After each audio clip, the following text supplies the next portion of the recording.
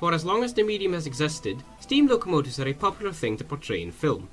Which is a great thing, as it exposes people to the romantic side of railways as they were from the early 1800s right up to the mid-1930s, when alternative fuel sources were starting to get a grip on tracks all over the world.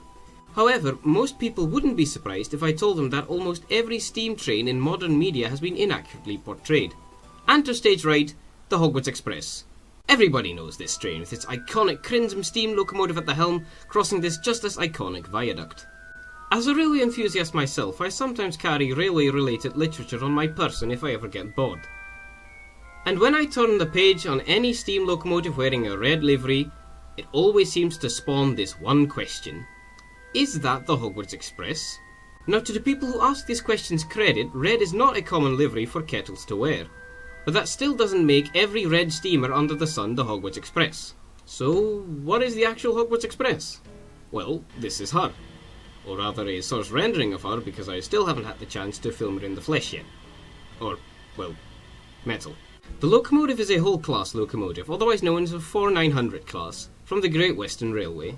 A railway serving London, Bristol and the West Country of England.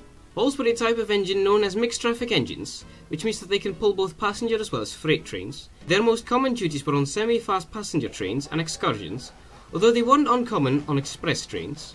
Originally built in 1937 as number 5972, carrying the name Olton Hall, she served the Great Western Railway as an ordinary locomotive, being just one of a class totalling 258 engines. In 1948, the Great Western Railway was absorbed into British Railways, but this didn't stop the Hulls from running along the lines they were first built for. Olton Hall was withdrawn from service in 1963, as all steam traffic on the British National Network was eliminated in the 1960s. Before she was cut up, she was saved by a private owner and stored in a wagon works, before moving to a railway museum. She returned to steam in 1998, as she was chosen to hold the Hogwarts Express in the Harry Potter series.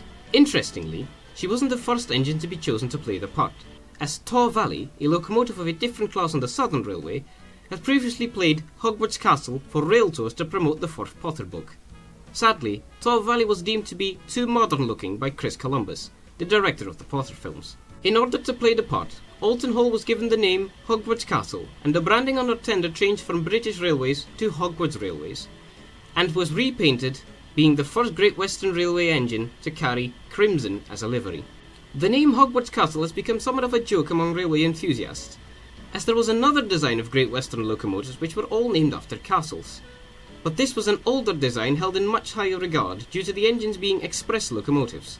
As a result, Olton Hall gained the nickname the Hall which thinks it's a castle. So how can you tell the real Hogwarts Castle apart from imitations? Well, the easiest way to do that is to look at the overall shape. A tapered boiler steam engine with a squared firebox at the end and a rather Spartan cab.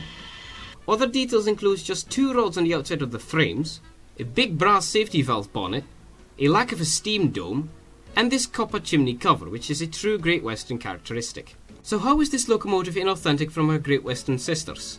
Well, for starters, the livery. Red was never a livery donned by any Great Western engine. The Great Western's main livery was a shade of green.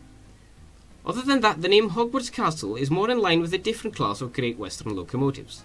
Funnily enough, the slightly confusing aspect of the locomotive caused the renowned model train manufacturer Hornby to use a Castle-class locomotive as their basis for the Hogwarts Castle locomotive, which is of course the inaccurate engine. The final inaccuracy as far as physical locomotive goes is perhaps the most confusing. In every depiction of the locomotive in her Hogwarts Castle guise, she has been seen carrying this headlamp.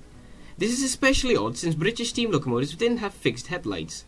And even then, the lamps that the UK railways used looked far different than the one that you can see on Hogwarts Castle. Another inaccuracy regarding the Hogwarts Express, that is the train and not the locomotive, are these shots taken of the locomotive crossing this viaduct. This viaduct is located in Scotland, which is not quite next to Bristol or the West Country. The viaduct in question is the Glenfinnan Viaduct, for those who didn't know. As for what makes this engine in particular special, well, that's the thing, nothing really.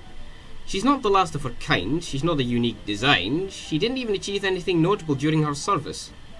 But that just goes to show how the boy that lived changed an ordinary kettle into a superstar.